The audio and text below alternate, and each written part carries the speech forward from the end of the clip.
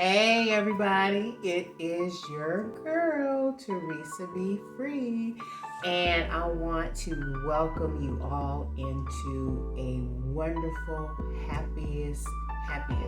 wonderful, happy, prosperous, and productive new year. I was on hiatus for quite a while last year. Started the channel last year, and then I stopped because at the particular time I was still in transition with solidifying myself here in Arizona, and I had a lot on my plate, so I stopped producing videos for a minute. But now I'm back.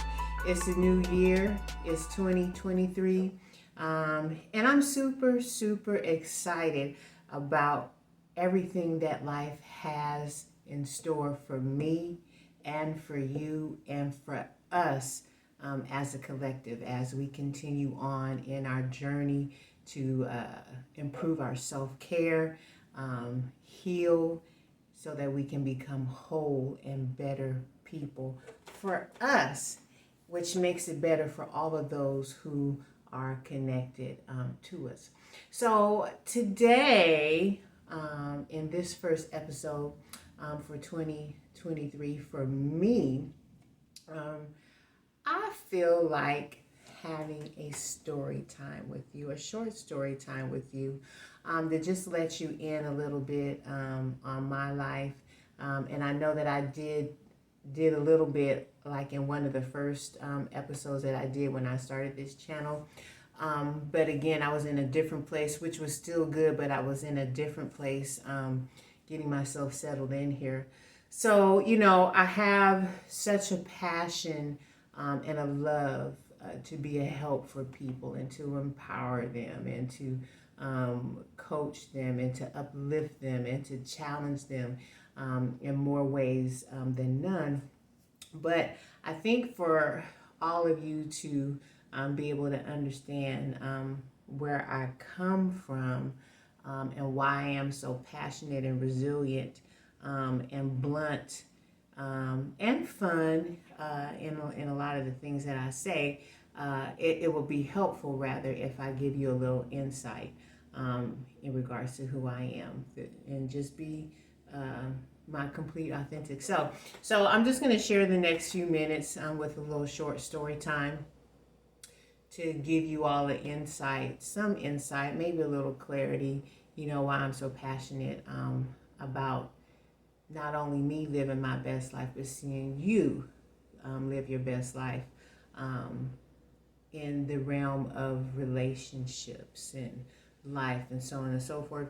So I just want to share a little bit of my story in this short story time and be vulnerable with you, and I hope that you all can appreciate that. But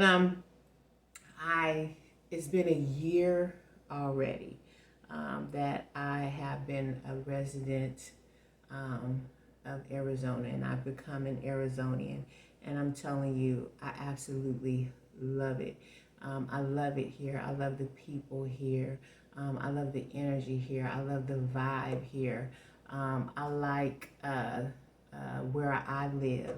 I love the scenery. Oh, the panoramic views are just absolutely amazing. But one of the things that led me here is it solidified my life transition of coming out of a marriage and becoming a single woman again. And I'm single, happy, and free. And I have no sad, I'm not sad about, what took place in my life because I did, and I made a decision, and I did a lot of things that were best for me. And I'm so glad that I finally learned how to put myself first and began the process of putting my best foot forward. So I always knew that I wanted to live in Arizona from years ago before I even, met the person that I was once with. And so when I was waiting for the divorce to be, no, when the divorce was final, I knew that I wasn't going to stay where I was, but I knew that the place that I was coming to was Arizona, because I just fell in love with this state years ago. Been here several times, and I just absolutely fell in love with it. So that is why Arizona became my new home. But some of the things that transpired in my life prior to the divorce, and things that led up to the divorce, and finally pushed me into making a decision for me to sue her divorce, were life altering, life changing. And during the process, and even now, I learned so much about myself, and it was not so much necessarily about the other person. Yeah, there were some things that transpired that should not have transpired, but in the end, I'm glad things happened the way that they did. And you know, I don't know if many of you look at this show or been keeping up with this show, Real Housewives of Potomac. If you are, I want you to comment below and talk back to me. But there's a couple on there, Letitia and Marceau Scott. And they are in this particular, they're married, and there's been a lot of accusations about, her husband cheating. And she's just standing her ground, and basically she has said on numerous occasions, even on the reunion that just took place, that basically she's going to stand her ground and stay until she has been given proof, that her man has been cheating on her. And I get it to a certain degree, but then I don't, because a woman always knows when something isn't right. And it's the same thing for a man too. A man knows when something is not right with the lady that he is with. If you all are supposed to be in an exclusive marriage. And so, in my opinion, she is choosing to look over a lot of things that could be taken on as proof, but she chooses to stay. And my heart goes out to her, my heart goes out to her to a certain extent. But then I'm like, girl, you need to wake the hell up, because it's not what you're thinking. You need to really wake the hell up and come down out of the clouds. And so I liken her story somewhat similar to mine. And so it was beautiful for a while. It was beautiful for a while, for a little while. But then when things begin to change, they begin to change for the worse. And I went through, you know what? I've gone through a lot. And to be completely honest with you all, we have children. And so I have to be mindful. I want to say, unfortunately, I have to be mindful of some of the things that I say, or that I want to say, because I have children, with this person. And so, I don't want them, looking at their dad in a certain kind of way. But to just be completely honest, in a marriage, it's a two-way street. It's a give and take. And I took for a long time. And I finally decided, you know what, fuck all that. I'm not going to keep living like this. I deserve better. And I'm going to start doing some things and making my life better for me. I don't choose to live like this, and I allowed myself to stay in this unhappy situation for far too long. But I liken my situation in regards to that. What do they call it? Abusive woman syndrome.